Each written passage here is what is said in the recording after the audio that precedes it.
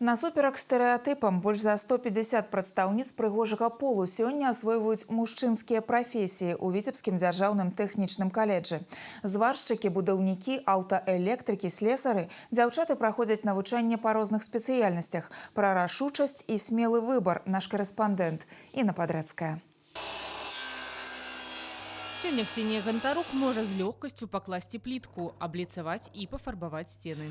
Мужчынскую будаўнічую прафесію дзяўчына асвойвае ў Віцебскім дзяржаўным тэхнічным каледжы. Нежаночую спецыяльнасць выбрала мэтанакіравана. Строительная сфера меня интересовала давно.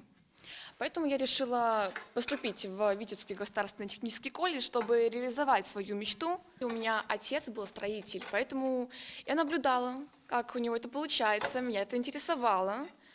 И в каком-то моменте я решила, что хочу попробовать себя в этой сфере. Специальность облицовщик-плиточник девочки выбирают. Где-то вот группа из 25 человек, там всегда существует около 5 девчонок-строителей. Значит, и приходят, приходят, работают, обрабатывают плитку, учатся, опыта набираются. Звыклыя жаночыя аксесуары змяніла на мужчынскія Аліна Шняк. Дзяўчына можа зварыць не толькі суп, а і металічную канструкцыю. Аднолькава добра спраўляецца і са спецыяльным абсталяваннем на занятках у каледжы, і з бытавымі справамі дома. А тое, што месца жанчыны выключана на кухні, лічыцца старэлым стэрэатыпам. В детстве я увидела, как папа варит на даче ограждение. Мне это понравилось, и я захотела попробовать себя в этой специальности. Знайсці паломкі і адрамантаваць машыну – задача зорачкай для большасці дзяўчат, але не для Марыі Пятроўскай. Навучэнка каледжа асвоіла дыягностыку транспартных сродкаў. Аўтамабілі ёй цікавыя не менш, чым хлопцам. У меня в семье мама дальнобойщик, у нее была большая тяга к большим машинам, я пока начинаю только с малых, тоже стараюсь в них разбираться, учиться. Прадстаўніцы прыгожага полу ў Віцебскім дзяржаўным тэхнічным каледжы асвойваюць мноства нежаночых прафесій.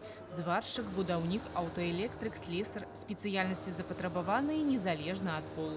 Эти специальности очень важны, они очень востребованы, и даже заявки после окончания данной специальности на выпуске от предприятий очень-очень много, огромное количество. Поэтому девчонки тоже знают, куда идут. В будущем они понимают, что они будут с высокой заработной платой, в принципе, с очень хорошим рабочим местом. Сучасныя дзяўчыны уласным прыкладам даказваюць, у прафесіях няма ніякага падзелу на мужчынскія і жаночыя. Важнае толькі ўменні і жаданне працаваць. Інна Падрэцкая, Антон Левін, навіны Віцебск.